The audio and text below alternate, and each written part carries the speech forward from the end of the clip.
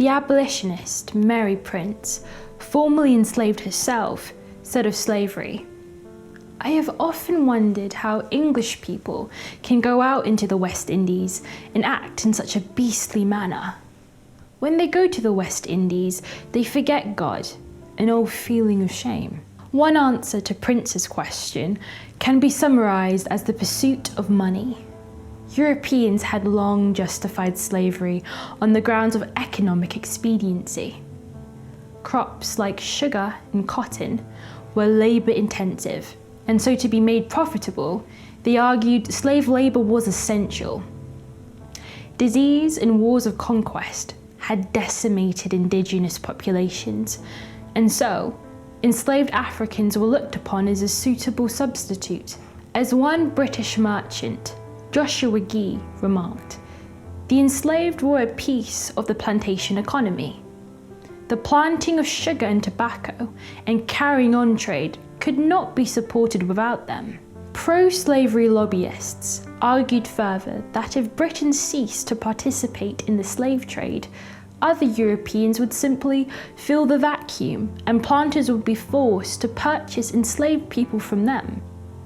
As Temple Luttrell, MP, argued in 1777, "Some gentlemen may indeed object to the slave trade as inhuman and evil, but let us consider that, if our colonies are to be cultivated, which can only be done by Africans, it is surely better to supply ourselves with those labourers in British ships than purchase them from French, Dutch, or Danish traders." Lobbyists also audaciously and appallingly claimed that Africans were better off on English plantations than in their supposedly war-torn and corruptly governed homelands.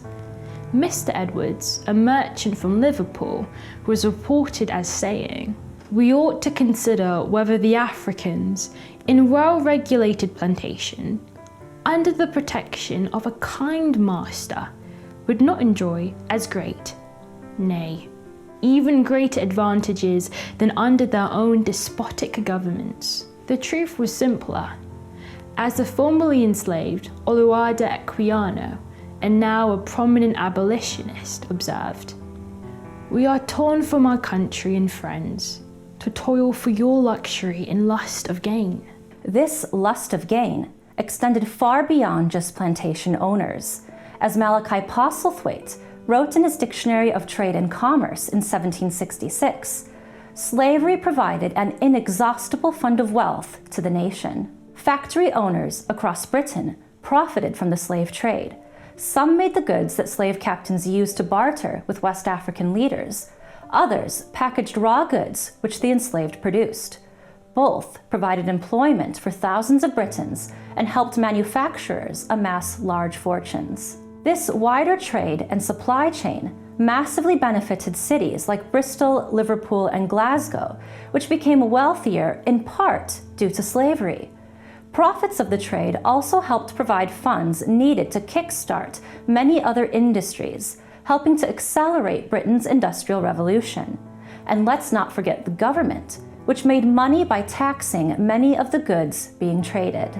With so many profiting from the trade, it is unsurprising that a powerful lobbying group emerged to influence MPs to protect their interests in Parliament.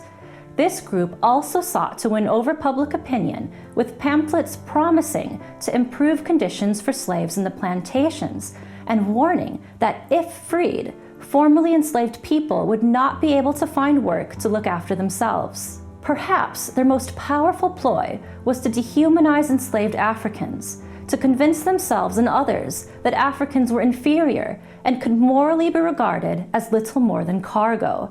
Cargo, which in the infamous Zong case, could even be thrown overboard to save supplies. As John Newton, a slave ship captain turned religious minister and abolitionist, observed, "These instances are specimens of the spirit produced by the African trade, in men who once were no more destitute of the milk of human kindness than ourselves." A key tactic of the abolitionist was to refute this way of thinking. to bring the reality of slavery home to the British public and remind them of their Christian duty, as Oluwada Equiano implored.